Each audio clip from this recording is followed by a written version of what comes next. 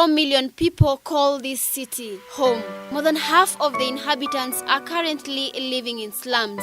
The rural-urban migration is massive, and the pressure on social amenities keeps increasing.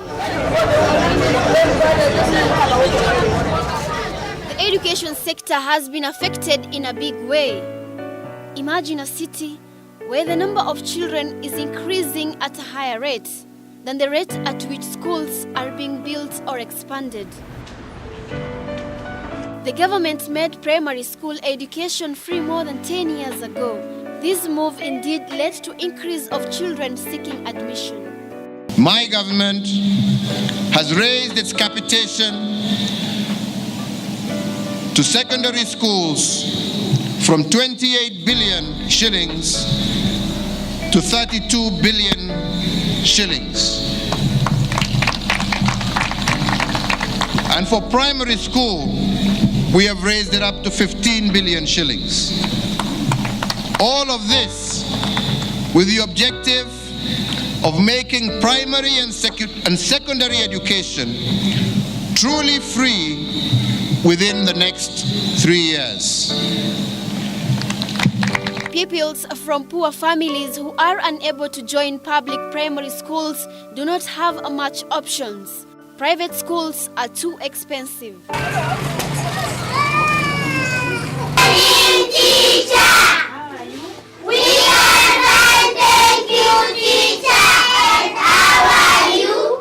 Some children wake up every day with hope that the sun will illuminate their lives.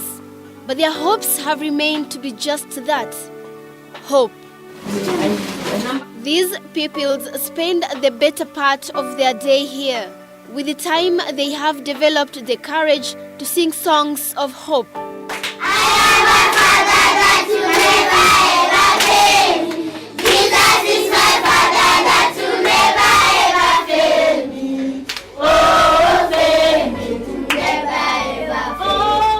Encouragement is crucial.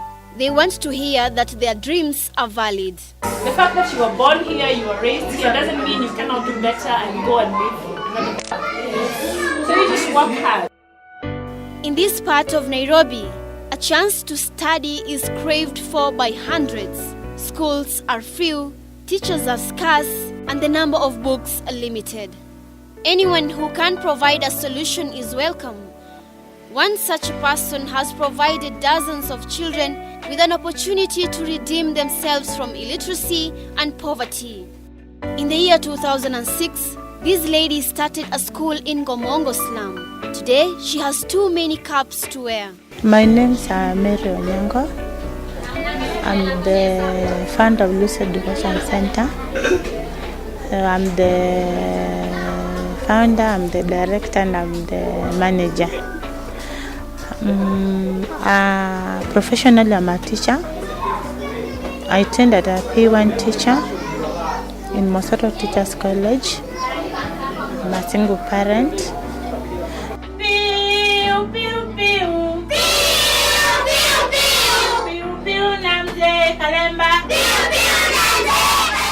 One incident made her start the school with the little she had. A decade later, she is still soldiering on. One time I came this side and I found a child crying. And I asked the child what's the problem, and she told me that the mother was not there. The mother left in the morning. She didn't even got the supper, the breakfast. So I sat down and I said, God, I want to help these children in this slum. So I came and I asked for a room the other side. I had 800 shillings. I paid for that room. Then I started as a baby care.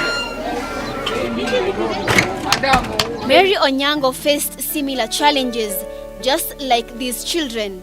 In admiration of her mother, she decided to name the institution after her. I named the school after the name of my mom, because my mom really struggled with me to be the way I am now.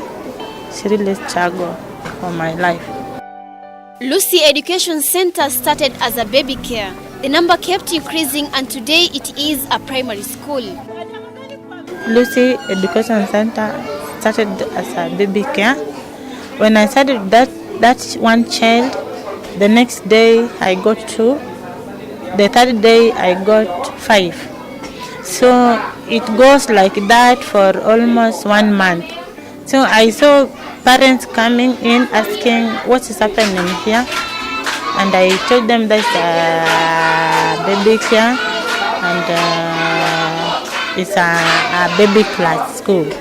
So after 2 months, they started bringing in children. Then I started a school. It was 2006, second term.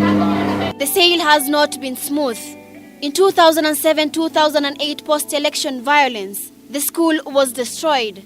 The fight had to go on after the tribal war ended. She started again in 2010. After 2008, I started from zero again.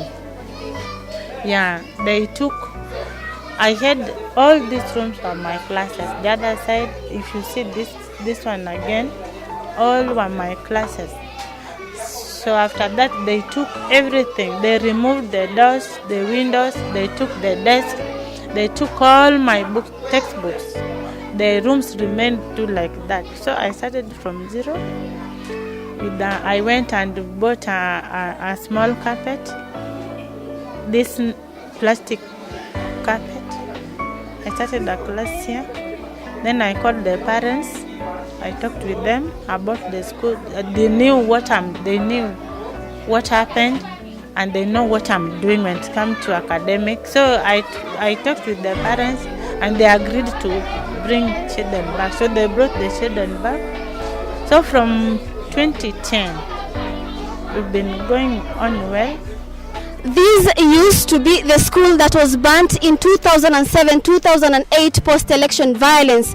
With elections fast approaching and political temperatures rising, we can only hope the dreams of these children will not be shattered once again. Keeping the young ones in school is her everything. Most of the parents are unable to provide them with education, and that is the role she has been playing for years. I used to charge 150 shillings, but they don't pay that. So I don't force them to pay that. But the parents if our parents get that, I just take, because in school we have to buy my car. I give them food. I need soap, nini for washing the toilet. I have to buy chalk. So I've been just moving on like that. She has to use what she has to be able to provide these children with free or cheap education. The teachers are volunteers. When it comes to teachers, I have volunteer teachers. We don't pay them, they just come. They volunteer for some months. Some come for 3 months, some come for 1 month. I finished my Form 4 in last year, and I volunteered for 2 months. And I was volunteering for 2 months so that the children can get, or they can be able to read. And it is important children to know how to read, because reading is important. Besides learning, there are other things that have to be done. Rent has to be paid regardless of whether parents pay school fees or not. At times, donors come to her aid, but this doesn't happen every month. It has been a very big struggle for me to get that rent. So I saw it twice. I started a tailoring design. I have a place where we make clothes. So I started that to help me to sustain these children, because if I tell them go back, the parents say, you want us to go where with the children? So I started a tailoring shop Samoli, but it is in Lakisama. So I ask orders from my friends. I can go to a school, they give me order for making some school uniform. or I talk to women. If they want some dress, they bring for me. I make for them. If I get money, I pay the rent. Every now and then, well-wishers assist the center with books and other essentials. But the situation hasn't changed much. The number of those seeking admission is increasing. Somebody can come here and ask me, Mary, how are you? I tell them somebody can give me 3,000, all wishers, all friends. Someone can say that I'd buy for you food for this month, just friends. I've been just doing like that. I thank God so much. When it comes to books, I didn't even go to look for the Tusome people. They just came in and they asked me, is this Lucy Education Center? I told them yes. They asked me how I started the school. Then they said that we'll come later. After a short time, they came. They sent some people to come to assess the school. Then last year, third term, I saw them coming here bringing books. So the Tusome have been helping me so much. They gave us books. Then I have some friends who have the schools and they have the sponsors. If they get more books from other sponsors, they give me. There are 5 classrooms here and 5 teachers. 4 of the teachers are not trained. Students are taught in turns. Every time, 2 classes are waiting for their turn. Taking care of 190 children is no joke. Her life revolves around managing this facility. When I come here at 6, the children come at 6:30.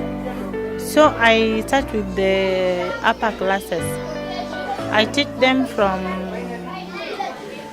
15 to 7.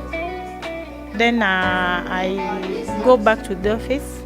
At around 7:30, I go to the office. Between 10:30 to 11:30, this is when I come and I make for them lunch. That's during break time. If I put the rice and everything on the jiko, I go back again to class. Then instead of starting teaching at 2, I resume my class at 1:30 to 2:30. I teach the other subject. Then when it comes to games, we have games.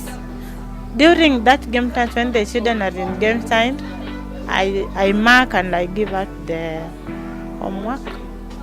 So I stay in the school late. I normally leave at around 7 in the.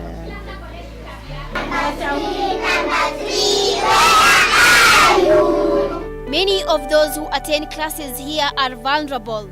Some come to school hungry, and for this reason, the founder introduced a feeding program.